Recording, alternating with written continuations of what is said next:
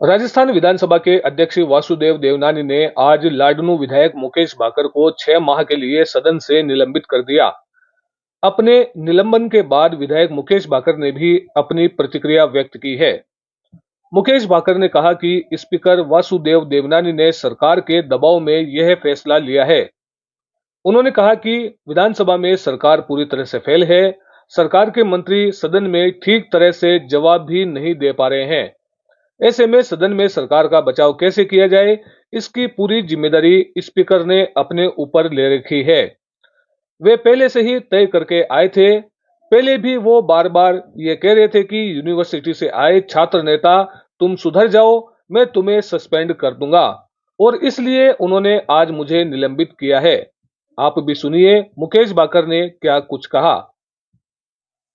देखिए, जो एक असंवैधानिक निर्णय स्पीकर द्वारा लिया गया है, भारतीय जनता पार्टी के दबाव में लिया गया है, भारतीय जनता पार्टी की सरकार के दबाव में लिया गया है। कल भी जैसी घटना हमारे नेता प्रतिपक्ष ने बताई, टीकाराम जूली जी ने, जब हम ये मांग कर रहे थे कि कानून मंत्री ने अपने बेटे को गलत तरीके से नियुक्ति दी है, इस पर हम विपक्ष के नेता बोलना चाहते हैं और इस पर मंत्री जवाब दें, तो स्पीकर ने कहा आप अपनी सीट पे जाइए और मैं आपको व्यवस्था दे रहा हूं।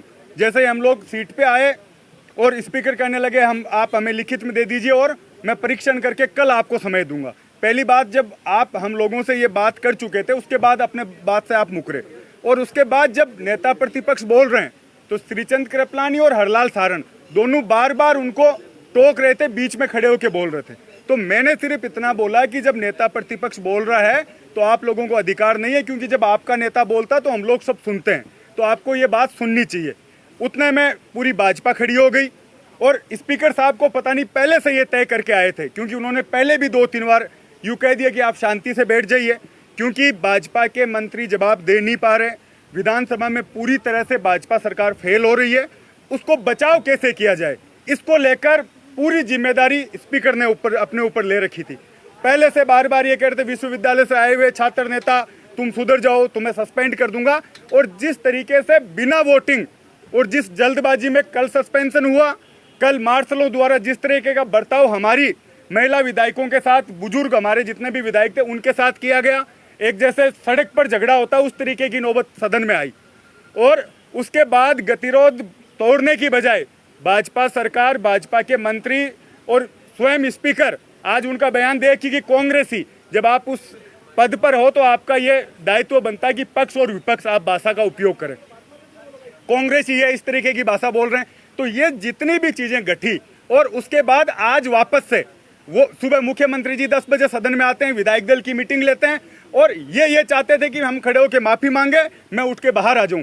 लेकिन कांग्रेस पार्टी, हमारे नेता टीकाराम जूली जी, सीएलपी लीडर, सबने जिस मजबूती के साथ संविधान की रक्षा के लिए और इन भाजपा के लोगों को ये मैसेज देने के लिए जिस तरीके से रात भर सदन में डटे रहे, वो इनसे सहन नहीं हुआ। और बौखलाहट में आज भी आप पूरी प्रोसीडिंग देखेंगे, वीडियो देखेंगे, जब कोई भी प्रस्ताव आता है तो पहले स्पीकर है वो वोटिंग करवाता है और उसके बाद सस्पेंशन होता है। उन्होंने जिस जल्दबाजी में किया, असंवैधानिक तरीके से किया।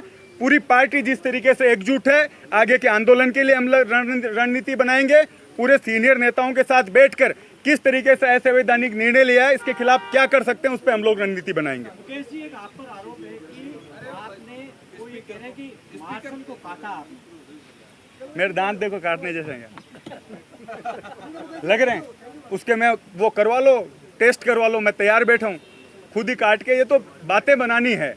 उनके लोगों ने जो हमारी महिला विधायकों के साथ बदतमीजी की, उनका कुछ नहीं है, और आज ये कह रहे हैं कि हमने उनको काटा है, तो ये सब असंवैधानिक है।